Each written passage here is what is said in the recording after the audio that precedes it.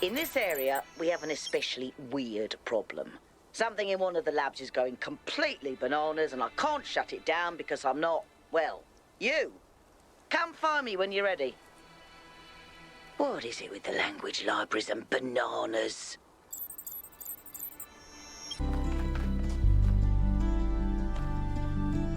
There you are. Good. Inside this lab, there's a machine. As usual, I have no idea what it is. Some sort of generator, if I had to guess. When Byron got stuck in the system, it went haywire. It's currently outputting enough energy to power all of New Jerusalem twice. As you can imagine, that's causing quite a bit of interference. You go in there and you switch it off. Shouldn't be hard.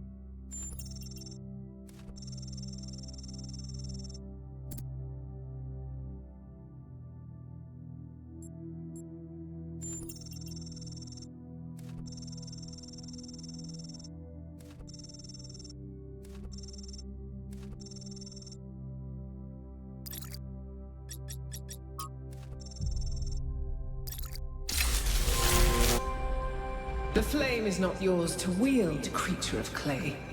Touch it, and you will burn.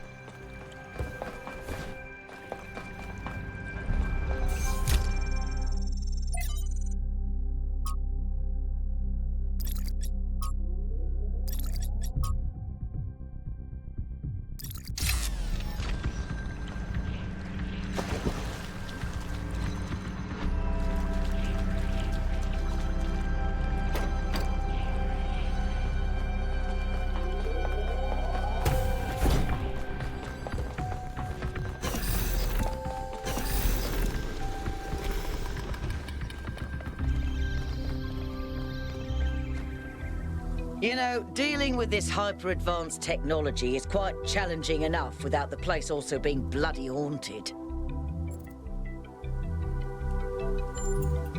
When I said it was outputting enough energy for 2 New Jerusalems, I wasn't kidding. It really was. And no emissions of any kind. I'd have to run more tests, but it seems like a perfect power source.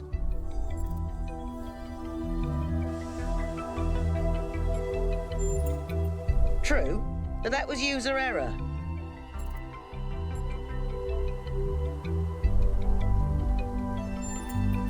I think I could idiot-proof this thing, but I do take your point. Pellegrino once almost killed himself with a bucket.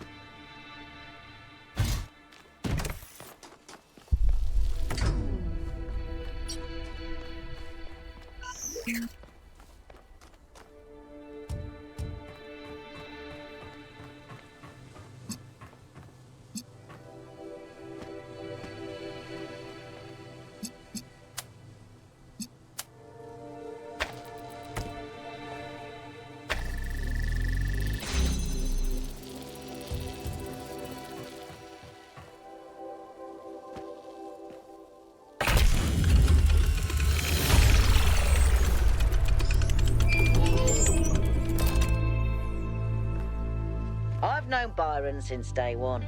I was the first to be born with upgrades from the original Soma design, and he was the first to volunteer to upgrade his existing body. Yeah, he was a big supporter of upgrades. Deliberate evolution, he called it. Athena and Cornelius were very kind to me. And so was Byron, but he also made fun of me.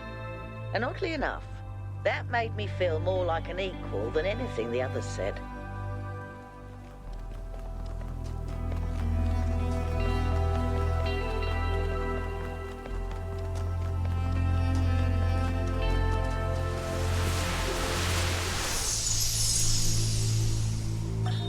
Today, for the first time, I synthesized life.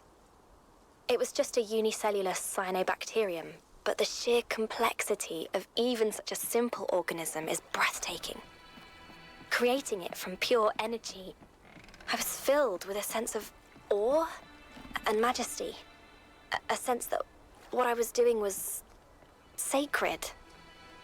It made me think about the enormous power of life. 2.5 billion years ago, these simple beings terraformed the entire planet, creating the oxygen that underlies the Earth's incredible biodiversity, wiping out thousands of other species, but making the future possible.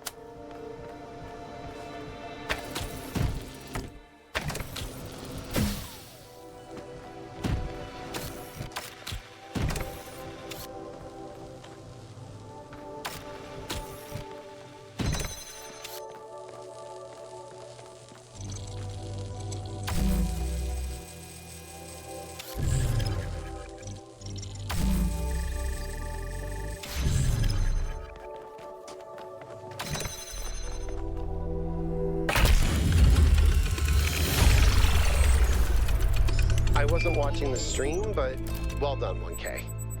Probably.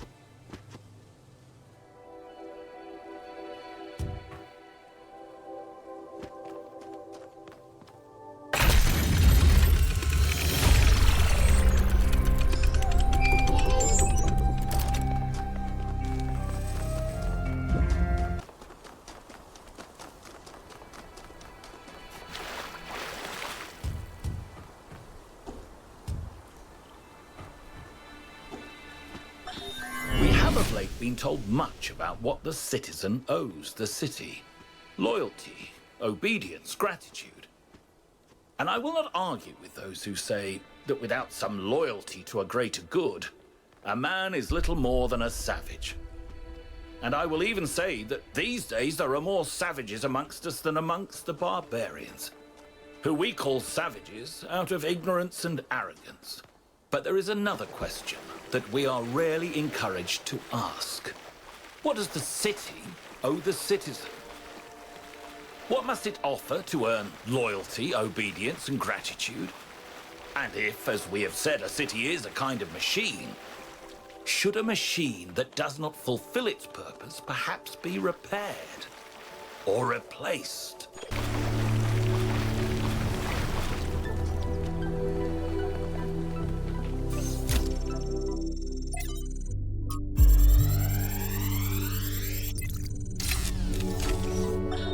On my last return to New Jerusalem, I perused the latest artistic offerings and found myself deeply disappointed. There is nothing more despicable to me than an artist who pursues the appearance of morality. Moral art is trash, garbage, not even good enough to be used as wallpaper. If art is a religion, then morality is for those who want to be seen in church. True art is for those who believe. Art must be ecstatic, a work of revelation, created in pursuit of the truth, no matter where it leads.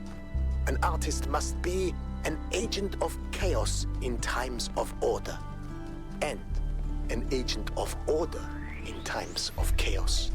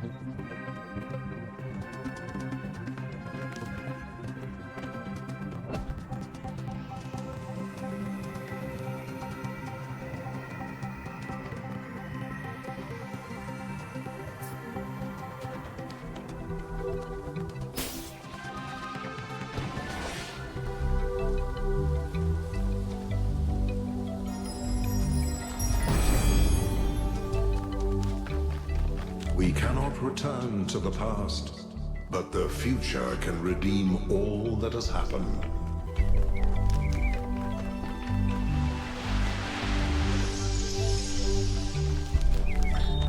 Come on, out with it. What's the problem? I know you're very busy, but you need to pay more attention to what's happening. Everything's slowing down. People are losing track of the bigger picture. They're still traumatized by New Alexandria. It's more than that. When I organized the last expedition, I had real trouble finding volunteers. There's no enthusiasm for the outside world anymore. They want to look away from history, pretend there's no past and no future. I'm really worried, Athena. Okay. I promise I'll look into it as soon as I'm done with this.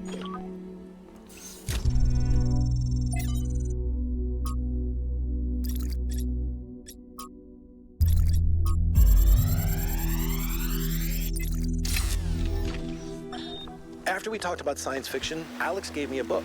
Her favorite book, a novel called Athena. It's not exactly what I'm used to reading, but it's pretty good. And it really made me wonder how we're going to be perceived if this project works out. Are we going to be mythologized? Is Alexandra going to be this distant mythical figure instead of the real, funny, human person that she is? It's hard to imagine that we'll all have been dead for hundreds of years.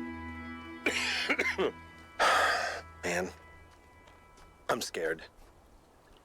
I'm really scared.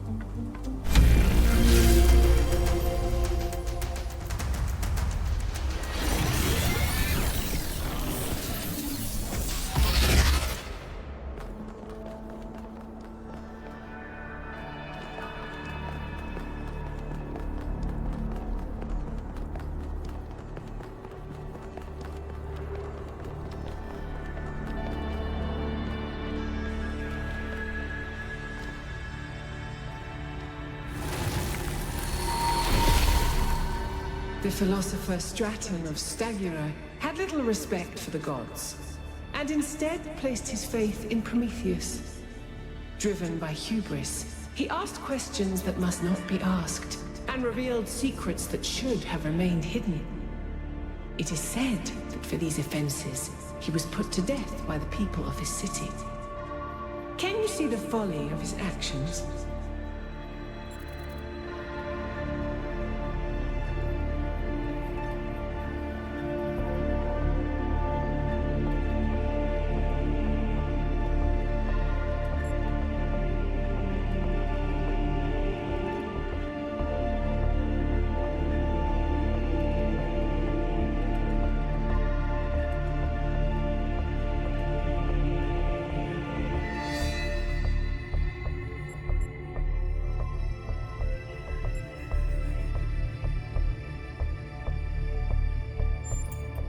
Then what methods do you propose he should have used?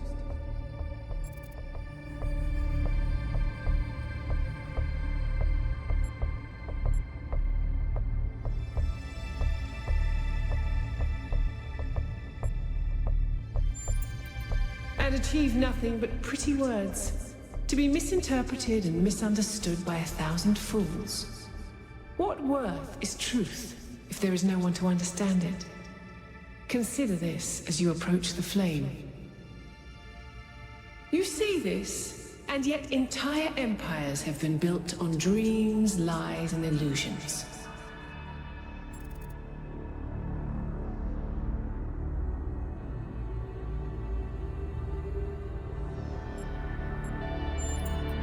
Lies are all that sustains your people. Lies are how you find meaning. You call them stories.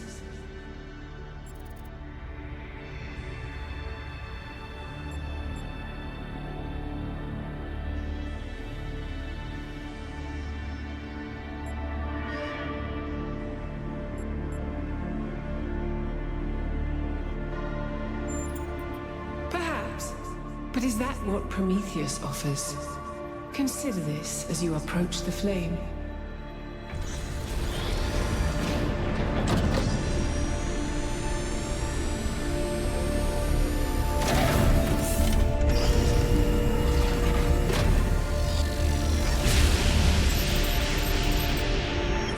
That was surprisingly calm, given how aggressive Pandora has been elsewhere. I didn't think she'd even want to talk to you. I've toyed with the idea that the entities might be epiphenomenal in some way. Instead of causing the changes in the system, maybe they just respond to them.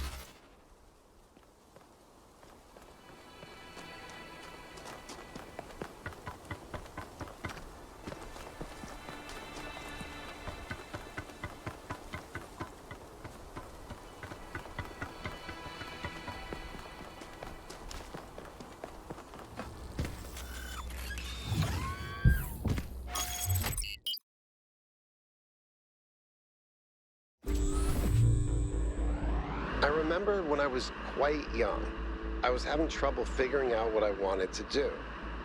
I wanted to see the outside world, but even back then, that wasn't really encouraged. I ran into Byron on Jameson Avenue, completely by accident, and I was too nervous to talk to him. I mean, he was one of the first companions. But he noticed me, and we started talking, and he was really encouraging. Introduced me to Garrus and took me along on an expedition to the quarries in the mountains. Whatever flaws he may have, Byron cares about people. He changed my life. Yep. That's Byron in a nutshell.